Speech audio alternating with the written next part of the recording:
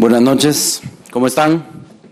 Todavía presentes, lo cual me tiene muy sorprendido, pero muy complacido. Muchísimas gracias por estar todavía acá.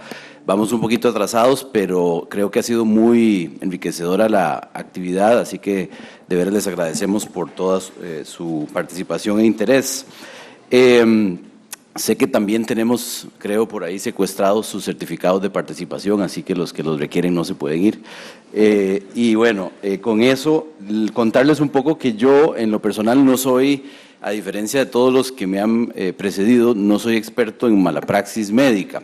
De lo que sé un poquito y lo que quiero tratar de transmitirles hoy es acerca de derecho de seguros. Y bueno, esto tiene una relación muy directa con la temática que hemos abarcado hoy, porque como ustedes saben, pues existen en el mercado seguros que sirven para cubrir la responsabilidad profesional. Al igual que mucho de lo que tenemos en el mercado de seguros en nuestro país, esta es un área también incipiente, nueva, ¿no? Si bien han existido durante muchos años estos seguros, son seguros que se comercializan todavía relativamente poco y por eso nos parecía que tal vez era interesante para ustedes pues oír un poco sobre esta temática que, como decía, se relaciona con todo lo que se ha expuesto anteriormente a nivel de seguro. Antes, quería hacer una pregunta así como al aire, y es, ¿cuántos de los que estamos presentes hoy son médicos? No tengan miedo, yo creo que son más de los que creemos, así que están acompañados. Vea que hay bastantes, hay más. Yo estaba dispuesto a disputar un poco la premisa de que todos eran abogados. Creo que, claro, parte del interés que se generó es para los médicos, así que en particular para ellos creo que esto puede ser útil. Una de las preguntas centrales que uno siempre se hace en materia legal es, bueno, ¿quién paga cuando algo sale mal? ¿Verdad? Al final del día es como una de las preguntas básicas del derecho, ¿no? Cuando algo sale mal, pues ¿quién paga? Y uno lo podría poner en sentido amplio y decir, bueno, ¿qué pasa cuando un matrimonio no sale bien? Tal vez no estamos hablando de plata, pero ¿quién paga? Es decir, ¿qué pasa? ¿Qué ocurre? Y si lo hacemos en sentido más restringido, pues ya hablando de temas como la responsabilidad civil, efectivamente esa es al final una de las preguntas básicas. Y bueno, en el caso de los médicos es especialmente importante esta pregunta por lo delicado, ¿no?, de las tareas que las personas le encomendamos a los médicos. Yo creo que a veces, y bueno, aclaro que no soy, a diferencia tal vez de don Julián, que tiene una relación profesional que mencionó con el sector y demás, en mi caso no soy abogado de médicos, es más, la relación más cercana es mi hermana, que es médico, y tuvimos arduas discusiones alrededor de este tema preparándome para la charla. Pero dicho eso, yo por un lado tengo clara la visión, digamos, de la persona afectada por una posible mala praxis médica, pero quería comenzar también diciendo lo difícil a veces o lo complicado que es la posición del médico por la forma en que la sociedad los ve, ¿no? Les exigimos cosas a veces que son casi de superhéroes en alguna medida, y eso lo digo como alguien que alguna vez pensó estudiar medicina y luego se dio cuenta de sus limitaciones y se hizo abogado. Yo creo que en el fondo, lo digo obviamente en son de broma, pero digo, creo que las personas y la sociedad le ponemos de nuevo unas exigencias altísimas a los doctores y es que no es para menos, ¿no? Estamos hablando de la vida, en primer lugar, de las personas, de la salud, de la integridad física, es decir, de cosas de lo más fundamental que hay. Por eso me gusta decir que a veces tratamos de pensar en que los médicos son superhéroes, ¿no? Están a ese nivel y nosotros los tratamos un poco en esa dimensión. Incluso la gente, cuando un médico hace algo muy difícil, tiende a veces incluso a atribuirle rasgos o caracteres divinos a lo que hacen, ¿no? Y entonces se les dice, ese doctor hizo un milagro, ¿verdad? Y la gente lo dice genuinamente convencida de que ahí está operando, pues para los que son creyentes, está operando la mano de Dios o lo que fuera. O sea, a ese nivel, digamos, llevamos la expectativa, tal vez sería la palabra, que tenemos de los médicos.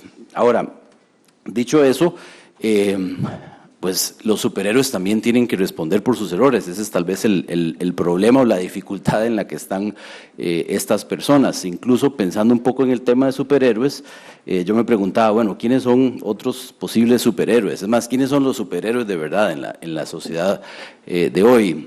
Y uno podría empezar a hacer algunas listas, pero a mí me vino a la mente también, por ejemplo, el caso de los bomberos. No sé si ustedes están de acuerdo conmigo, pero yo creo que los bomberos son lo más cercano que hay a un superhéroe en la vida real, ¿verdad? Incluso si ustedes ven a algunos bomberos, hasta físicamente parecen superhéroes. No sé si ustedes conocen al director del Cuerpo de Bomberos, a don Héctor Chávez. Yo lo digo así porque lo conozco, no me atrevería a decir que es mi amigo, pero esperaría que sí. Él es, además, físicamente parece un superhéroe, es un tipo así gigante. Digo, lo que él dice es lo que uno va a hacer, ¿verdad? No hay ninguna duda al respecto. ¿Y por qué digo que son superhéroes? Bueno, porque igual arriesgan el físico, arriesgan la vida diariamente. Para otros, en alguna medida, pues los doctores también los ponemos en situaciones imposibles. Pero haciendo ese parangón, que tal vez venga al caso, tal vez no, ustedes incluso encontrarán tal vez interesante esta norma que está por ahí en la ley del Cuerpo de Bomberos. Y dice, el artículo 35 de esa ley, solo como referencia, dice justificación de los efectos ocasionados. Entonces, oigan lo que dice, estamos hablando de los superhéroes de verdad. En la previsión o atención de la emergencia, las personas encargadas de ejecutar los procedimientos, los operativos o las maniobras para controlar el riesgo, es decir, para apagar un incendio, por ejemplo, y de disminuir o minimizar la pérdida de vidas humanas y bienes, tendrán justificación legal de proceder razonablemente y dentro de las reglas propias de su profesión o cargo, o sea, no sin límite, siempre podrían exceder esos límites y entonces quizás ser responsables, siempre y cuando el menoscabo patrimonial se limite estrictamente a lo necesario para atender, controlar o reacondicionar la zona. Es decir, por ejemplo, si un bombero tiene que botar una casa aledaña para apagar un incendio en una propiedad más grande, pues uno creería que nadie va a ir a demandar al bombero por ese daño. Pero tal vez sí se excede, ¿verdad? Incluso el superhéroe en ese supuesto tiene la posibilidad de ser responsable por cosas en donde se exceda o en donde tal vez sus errores sean evidentes. Bueno, por supuesto que lo mismo, como ya hemos dicho, aplicaría a los médicos.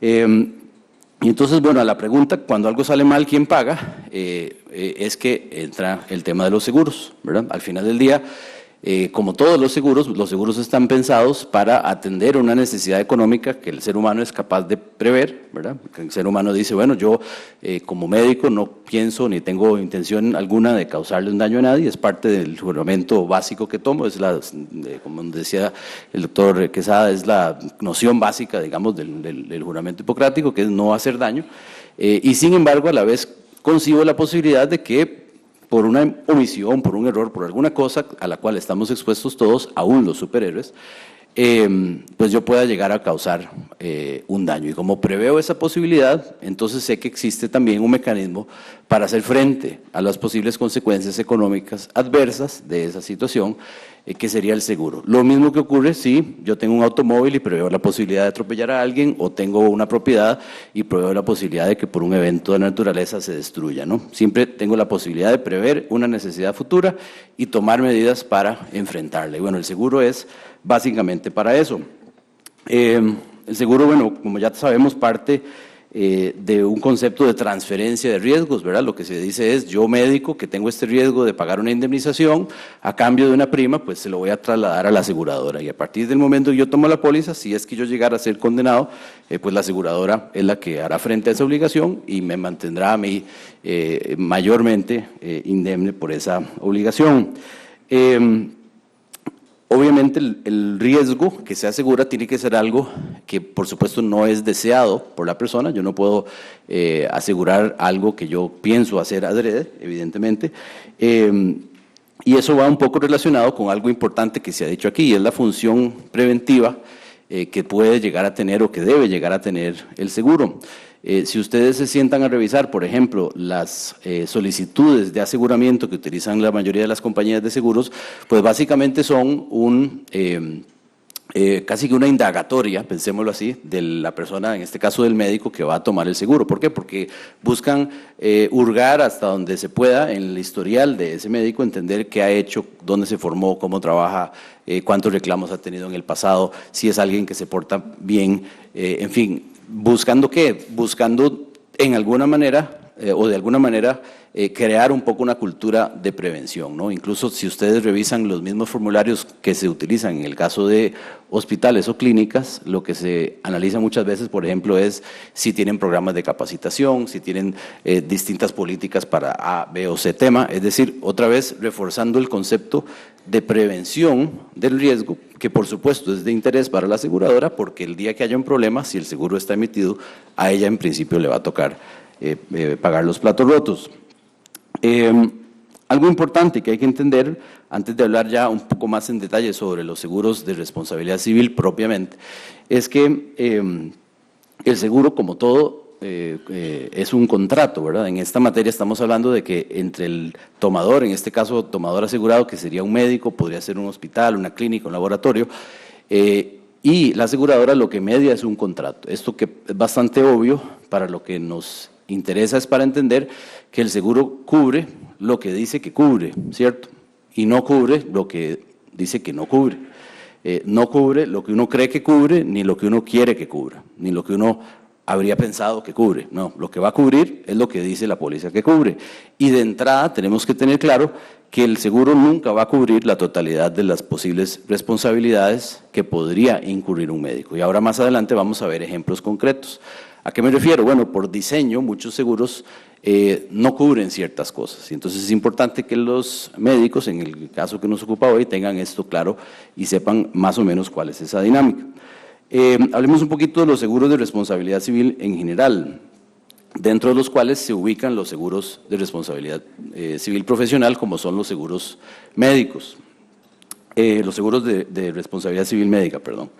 Tenemos una norma por ahí, en el artículo 83 de la ley reguladora del contrato de seguro, que lo que dice es que el seguro de responsabilidad civil impone al asegurador la obligación de responder de las indemnizaciones que deba pagar la persona asegurada. Entonces, esto se debe tomar en sentido técnico, jurídico, que indemnizaciones que deba pagar, lo que debemos entender los que somos abogados es, bueno, significa que hay una obligación a cargo del asegurado, que puede ser de origen legal, si fuera que cometió un delito, que hay una obligación por haber cometido un delito, o simplemente porque violó alguna norma como el 1045 del Código Civil, hay un deber legal, o puede incluso haber un deber originado en un contrato. ¿En qué contrato? Por ejemplo, en un arreglo, en una transacción, en un convenio para poner fin a un pleito, a un reclamo con una persona afectada. Entonces, esa doble posible fuente, pensemos, de obligación, ya sea la ley o el convenio en donde la persona acepta pagar una indemnización, independientemente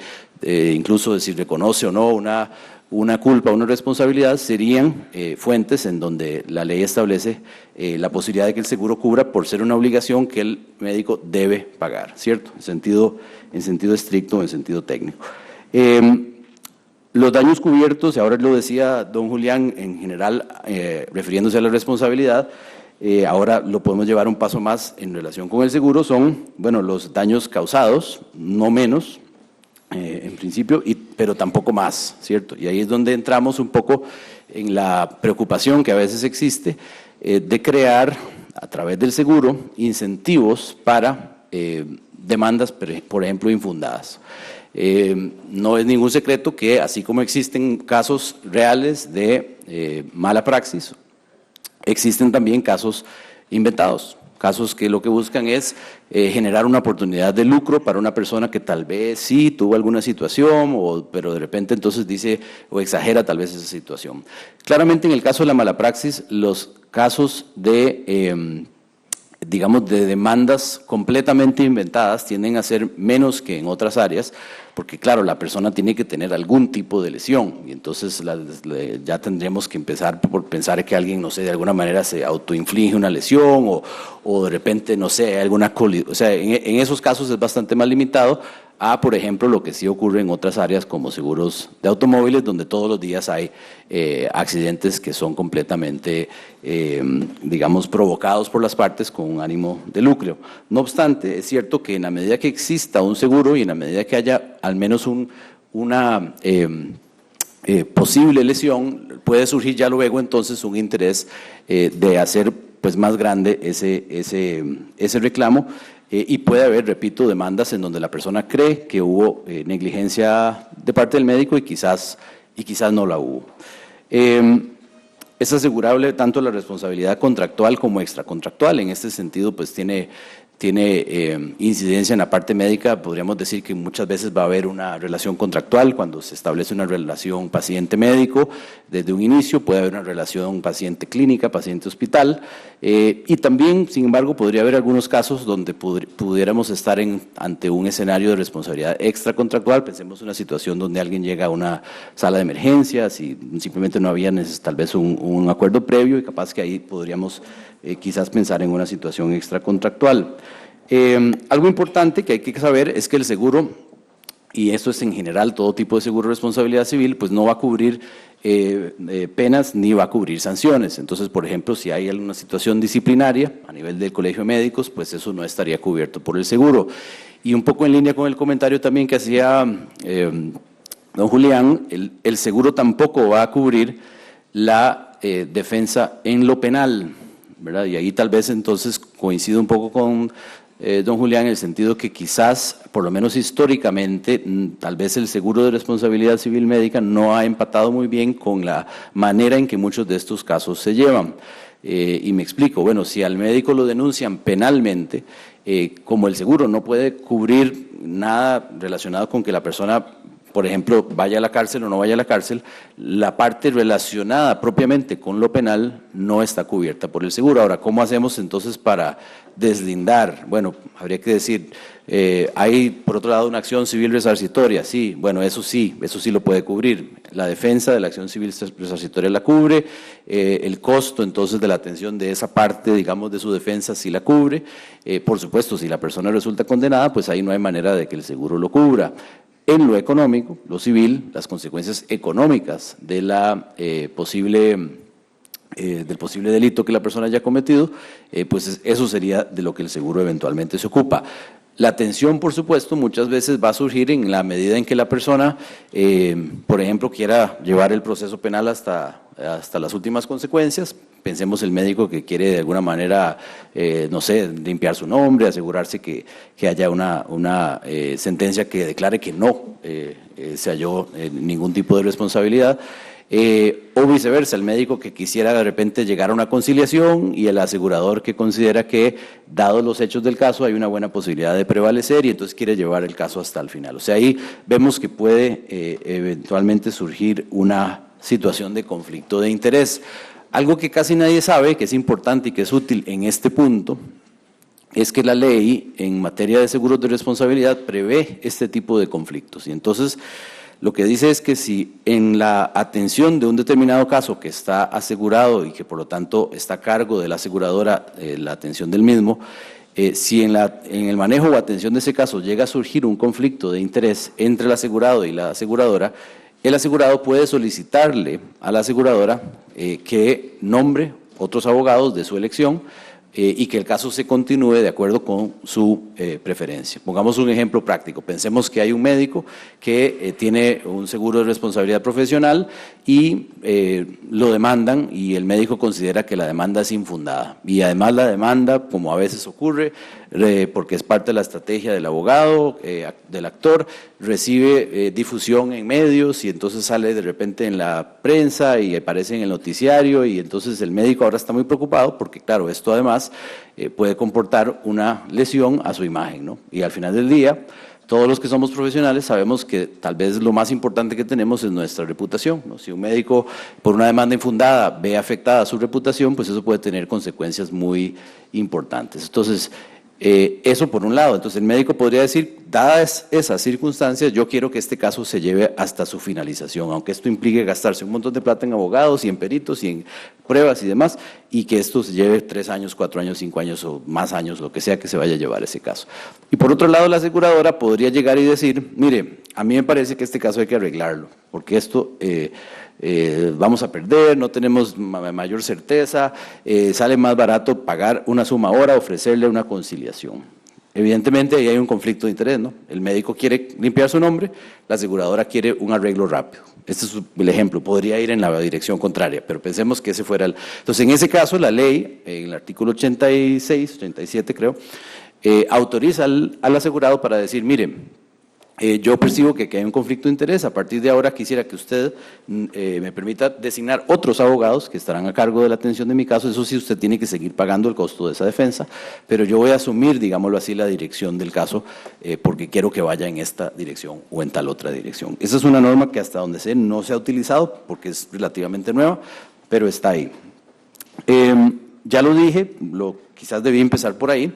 Como dice la máxima de tiempo romano, el que paga la música manda el baile, ¿no? Eso es lo que más o menos así lo decían los romanos, no me acuerdo la versión en latín, pero eso lo que quiere decir es que como la aseguradora va a pagar cualquier eventual indemnización si el caso está cubierto, entonces le corresponde a la aseguradora asumir la dirección jurídica del caso, ¿verdad? Entonces ella perfectamente puede designar el abogado y más o menos llevar el pulso del asunto. Y ahí, repito, es donde hay potencial para que puedan surgir conflictos sobre la forma en que ese caso debe ser manejado. Aquí me detengo para señalar un punto importante, y es que aun cuando la demanda sea infundada, que puede ocurrir perfectamente, la póliza o el seguro va a cubrir los gastos de defensa. Entonces, desde el punto de vista de un médico que tiene una exposición mediana o alta a demandas, pensemos, no sé, por el tipo de área en la que está o por la razón que sea, un valor que agrega el seguro es justamente tener la cobertura de los gastos de defensa, aun cuando nunca llegue a ser condenado porque, por ejemplo, la demanda fue infundada. Eso es algo, repito, que es importante. ¿Cuál es el criterio? Bueno, el criterio sería, si el actor o la actora prevalece, ¿estaría cubierta esa indemnización? Sí. Entonces, aunque la demanda luego resulte ser infundada, la defensa está cubierta, ¿verdad? En cambio, sí, porque el tipo de reclamo que se hace, si de entrada vemos que aun cuando prevaleciera el actor, la indemnización no estaría cubierta porque, por ejemplo, hay una exclusión, entonces en ese caso no aplica de entrada tampoco la cobertura de gastos de defensa, ¿verdad? Eso es más o menos la forma en que operaría. Pero ese valor entonces del gasto de defensa es importante. Algo que es importante en materia de seguros de responsabilidad civil es que el asegurado, por supuesto, debe prestar toda su colaboración a la aseguradora y a los abogados que la aseguradora designe para atender el caso. Algo que también es muy importante, que a veces en esto la gente falla, es que en materia de seguros de responsabilidad civil existe un deber de avisar a la aseguradora de cualquier reclamo en un plazo relativamente corto.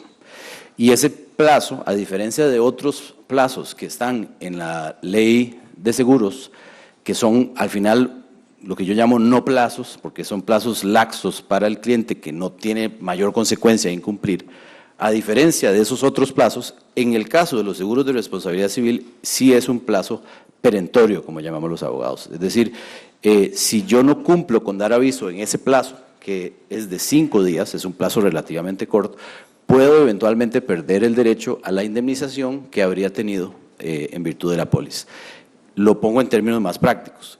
Cuando el médico recibe un reclamo, llámese una notificación de una demanda o incluso una carta donde se le dice, yo creo que usted me causó un daño, ese médico tiene 5 días para trasladarlo a la aseguradora. Eso es algo importante de llevarse para la casa. Si la aseguradora luego determina que ese plazo se incumplió y si encima de eso determinó algún tipo de afectación en términos de poder atender bien el caso, por ejemplo, porque se fue un plazo en la contestación de la demanda, lo que fuera, evidentemente ahí la aseguradora va a tener la posibilidad de declinar la cobertura. Entonces, en resumen, cuando haya cualquier tipo de reclamo, hágase el aviso a la aseguradora y con eso se cubre ese riesgo. Todo arreglo que haga el médico debe ser autorizado por la aseguradora, ¿verdad? Otra vez la máxima de que paga la música manda el baile. En el pasado, y no vamos a hablar de la aseguradora en cuestión, pero creo que todos sabemos que en el pasado solo había una. En el pasado, la aseguradora en cuestión tenía una política un poco estricta de autorizar arreglos salvo, es decir, de no llegar a sentencia en solo muy pocos casos.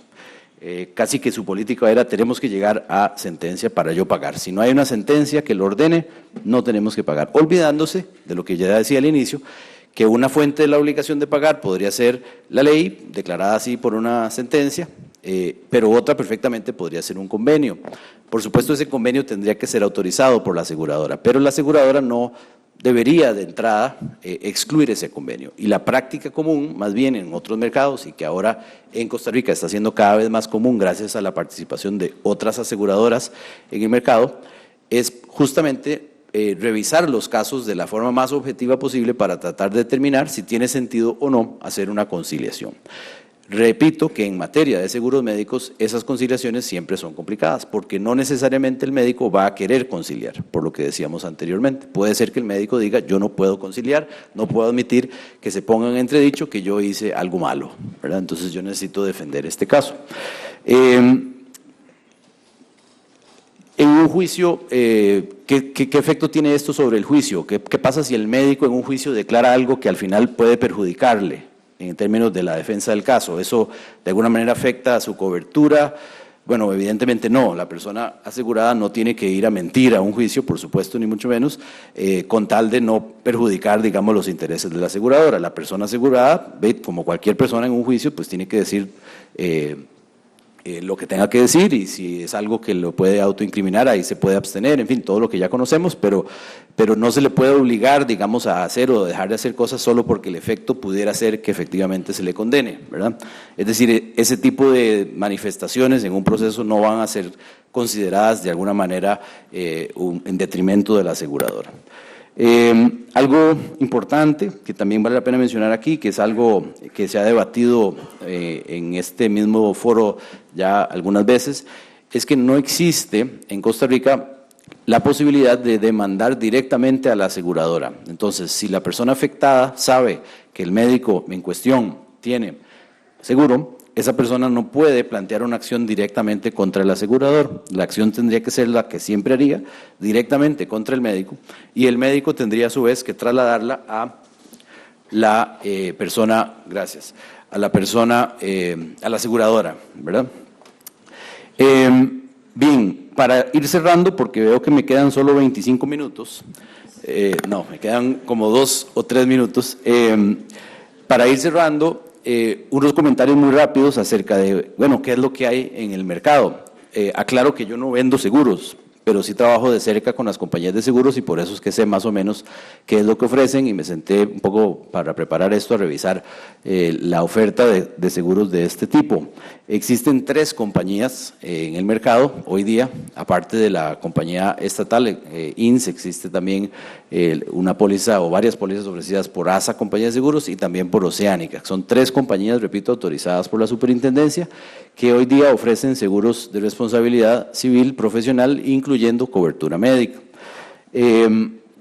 A grandes rasgos, tenía pensado hablarles un poco de cada póliza, pero a grandes rasgos lo que estas pólizas van a cubrir es la responsabilidad legalmente imputada, entonces es lo que ya decíamos, ¿verdad? Ya sea que se haya dado un acuerdo extrajudicial con todo lo que se requiere, o bien que haya una sentencia.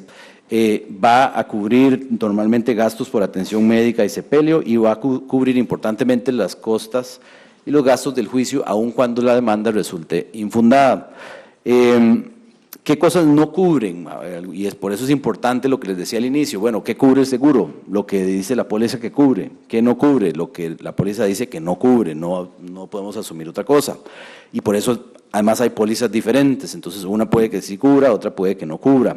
Pero haciendo una revisión rápida, cosas que no se cubren. Por ejemplo, en algunas pólizas, reclamos en el extranjero o provenientes del extranjero. Esto es importante para aquellos médicos que ejercen con clientela extranjera, que ahora está muy en boga, ya desde hace bastantes años en realidad, por todo el fenómeno del turismo médico. Muchos de esos pacientes que vienen de otros países, pensemos especialmente de Estados Unidos, que es de donde tendríamos un riesgo grande de reclamos muy significativos por el sistema judicial que tienen allá, muchos de esos pacientes tal vez no van a ver un gran incentivo en demandar al médico local, cuando puedan demandar quizás al hospital o al proveedor de servicios médicos que los trajo al país, pero podría ser que en algún caso, si hay una situación de este tipo, demanden al médico localmente. Y en ese caso el seguro normalmente no cubriría. ¿Por qué? Porque para obtener una cobertura de demandas provenientes, por ejemplo, de Estados Unidos, es necesario negociar esa cobertura específicamente con el asegurador. La razón es muy obvia, es mucho más cara esa cobertura. ¿Por qué? Porque las demandas que provengan, por ejemplo, de Estados Unidos, si es que proceden, pues van a implicar condenas mucho más altas. Entonces, no es que esa cobertura no esté disponible, se puede obtener, pero va a ser más cara y va a implicar negociarla o solicitarla expresamente. Si usted se toma la póliza así como está, probablemente no estará incluida. Por supuesto, al igual que tampoco se cubre cuando uno está manejando un automóvil, no se cubre el ejercicio bajo efectos de sustancias tóxicas o narcóticos o licor. No sé si se han dado casos, ustedes sabrán mejor que yo. No se cubre si la persona no está incorporada al colegio respectivo, por supuesto. De manera importante, una exclusión que es casi universal es que no se cubre la cirugía plástica. Y todos podemos tal vez visualizar por qué. Es más, el doctor nos ayudó a visualizar bastante bien por qué no se cubre, ¿cierto? Yo se lo agradezco porque creo que la gente necesita ver también esa realidad, ¿verdad? Sobre todo los abogados que estamos acostumbrados muchos a ver solo papelitos. Pero bien que mal, sabemos que muchos de estos procedimientos son, digamos, creo que la palabra es selectiva, ¿no? Son los médicos, o sea, la persona elige hacerse esto, no es que lo necesitaba, ¿verdad? Nadie lo mandó a ponerse cuadritos, nadie la mandó a ponerse, ¿verdad? De cambiarse de copa, ¿verdad? Simplemente, y aquí ya una opinión muy personal, no tengo nada contra los cirujanos estéticos, pero la persona que se puso en esa situación, pues tal vez es por un tema de vanidad, ¿no? Y el seguro pues no cubre situaciones que en alguna medida comenzaron siendo provocadas por la propia persona. Puede haber detrás de eso muchas otras cosas, ¿verdad? Por ejemplo, puede ocurrir que haya toda esta discusión precisamente en torno a la obligación de resultados o no, ¿verdad? Es que él me dijo que iba a quedar como Angelina Jolie, y Dave, pero usted nunca va a quedar como Angelina Jolie, véase en el espejo. Bueno, pero la persona tenía esa expectativa en su cabeza porque se le dijo, se le prometió, o eso es lo que se soñó, o lo que sea. Entonces, claro, imagínense el potencial para desacuerdos o disputas entre alguien que creía que iba a quedar así y quedó asá, ¿verdad? Aun cuando no haya habido necesariamente una actuación negligente de parte del médico. Puede que sí, puede que no, pero puede que en la cabeza de la persona haya un problema. Entonces, casi que uniformemente las pólizas no van a cubrir la cirugía plástica. Hablo del tema de la vanidad en broma y en serio porque sí cubren cuando la cirugía es reconstructiva, producto de un accidente, o para reparar una anomalía, pensemos genética, el caso de los 6 dedos o lo que fuera. En esos casos, repito, no es que la exclusión se llama la exclusión vanidad, pero la exclusión de la póliza dice, no cubrimos cirugía estética salvo en estos supuestos que sí los cubrimos, porque suponemos que la persona no quiso ponerse en esa situación, ¿verdad? Transfusiones de sangre, actividad de bancos de sangre no están cubiertas en algunas pólizas, trasplantes no autorizados por el donante, reclamos por contagio de VIH, ensayos clínicos en términos generales, aun cuando sí existen en el mercado pólizas específicamente diseñadas para cubrir ensayos clínicos. Entonces habría que pedirla expresamente.